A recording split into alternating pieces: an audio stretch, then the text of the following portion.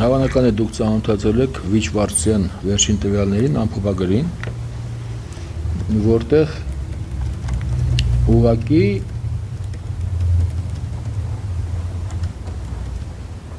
երկար պրպտումներից հետո Վիչվարդցյանը կարողացավ այդ թիվը տալ փաստաթղթին։ Հայաստանում 32% աղքատություն։ Եվ այնտեղ մի թիվ կա, որը իհարկե չի ըստ ինձ եւ ըստ ձեզ չի համապատասխանում, ծայրագույն աղքատների թիվը Հայաստանի Հանրապետությունում կազմում է 82,000 մարդ։ Իսկ որն ինչն է ծայրագույն աղքատությունը։ Ծայրագույն աղքատությունը դա եւ մենք առողջության կանուխ տեսնում ենք, թե ինչպես է ՀՀ քաղաքացի, երկու ՀՀ քաղաքացիներ Ձեզ կրտուք են ամեն անգամ առողջ կանուխ սարքում աղբակի մոտ, թե ով պետք է օգտվի այդ օրը այդ աղբար կղից։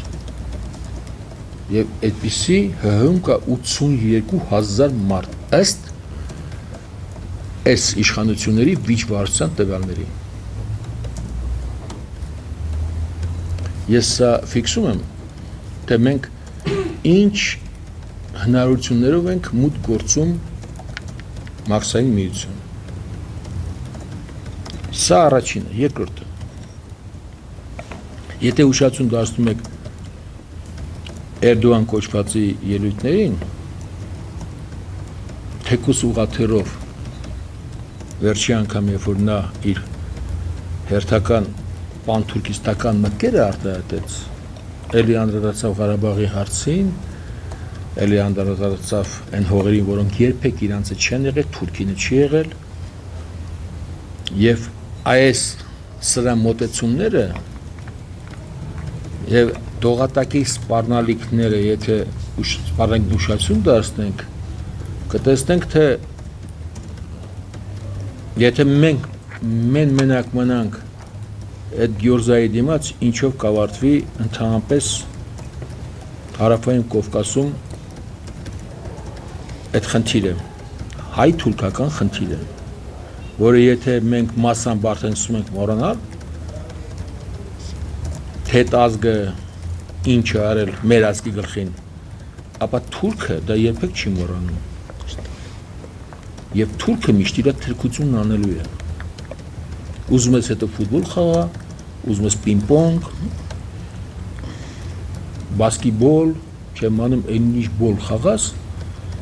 Թուրքիայությունը չես փոխելու։ Ավելի քան մեզ հարկավոր է մի գործընկեր, իսկ այդ գործընկերը ամենանդուրս վերջի 200 տարվա ընթացքում ու դա ապացուցել է։ Իհարկե եթե կլեն հարցեր, հարցերին կպատասխանեմ 20 թվականով, 15 թվականով, 16 թվականով, եթե հարցեր կունենաք, կպատասխանեմ, որտեղ պատմությունը միշտ կարելի է այլասերել։ Թե 20 տարի հետո այսօրվա համար ինչ պետք է գրեն, երբ որ 82,000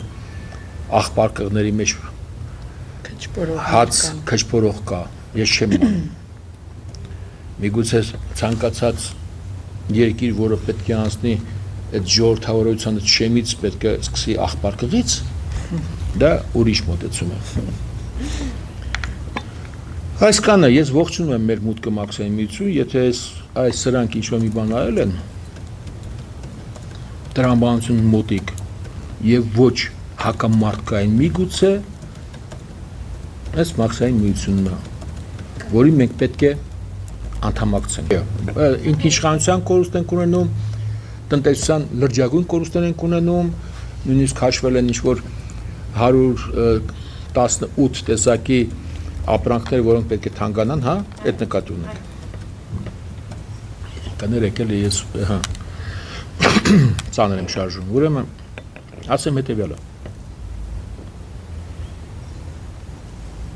Այսօր ոչ անկախ երկիր գոյություն չունի։ Սկսենք սրանից։ Եթե դուք ինձ ասեք մեկ անկախ երկիր, դե որ ասենք լրատվամիջոց չկա անկախ, ես դա չեմ, լրատվամիջոցը միայն լրատվամիջոցն են անկախ 100%-անոց։ Տողատակերում բամբիջի փնտրենք։ Ամբողջ մեդիան է անկախ, բայց անկախ երկիր գոյություն չունի, որպես այդպիսի։ Ինչ ենք ասում անկախություն հասկանալով։ Մենք մեր սահմանադրությունն ունենք, ես այդպես եմ հասկանում անկախությունը։ Մենք ունենք մեր պետական սահմանը, ես այդպես եմ հասկանում մեր անկախությունը։ Իհարկե, եթե դուք ինձ ասեք, թե չեմ ուզում արտահայտվեմ շատ վատ իմ ազգիս համար, ուղղակի չեմ ցանկանում նման բան անել, որտեվ իսկ ինչ վերաբերում է թե ոնց ենք մենք օրինակ հանդուրժում այդքան անկախ լինելով սենց իշխանություն, դա ուրիշ խնդիր է, դրան չպատասխանեմ, դա գենտիկ շղթայի մեջ է մտել 720 տարվա ընթացքում։ Այնպես որ անկախության առումով մենք ոչ մի բան, դուք չհասկացաք ինչ ասեցի ոնց որ, հա?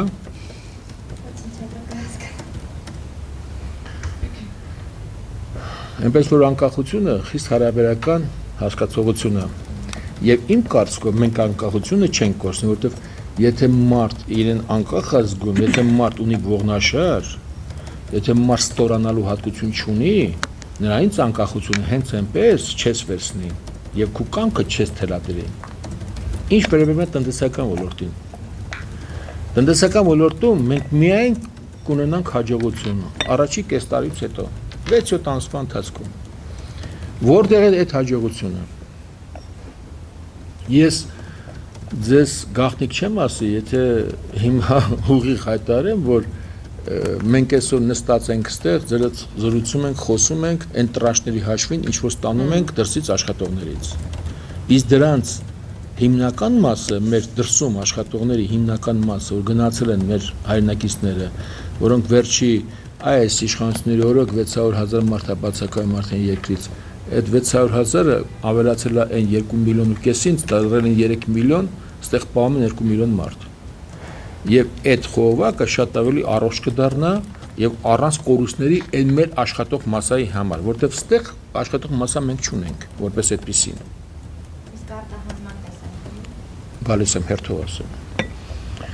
Արտահանումն էլ մի քանի անգամ կլավանա։ Ինչու համար։ Որտեվ չեն լինի մեր հիմնականում ինչ ենք այսօր արտահանում։ Հիմնականում 60-70%-ը մենք արտահանում ենք գյուղմթերքներ։ Դուք գիտեք, որ գյուղմթերքների արտահանման հիմնական գաղտնիքը այդ մթերքի արտահանման արագության մեջ է։ Մենք ինչ արագության մենք կարողանում Ծիրանը հասնել օրինակ Վլադիվոստոկի շուկա։ Բնական է, որ նույն միության անդամ լինելուց մենք ոչ մի խոչընդոտի չենք հանդիպելու արտահանման տեսակետից, այսինքն գյուղատնտեսության մեջ կորուստներ չենք ունենա։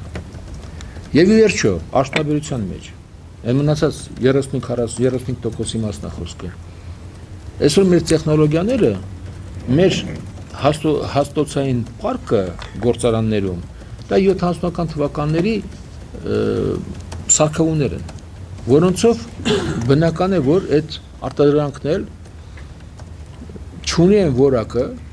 այն եվրոպական որակը չունի, որ ուրիշ շուկաներում վաճառվի։ Այդ արտադրանքը այսօր հնարավորություն կա Ռուսաստանում հսկայական շուկայում վաճառել եւ առանց խոչընդոտների։ Այնպես որ եւ լավ ներողություն անցնեմ երրորդ հանգամանքին, իհարկե ես չեմ ուզում սրաները ասածներին կրկնեմ, ապահով եւ այլն, որ ապահովը առաջարկն ծիծաղի ոլորտից է։ Ասեմ, որ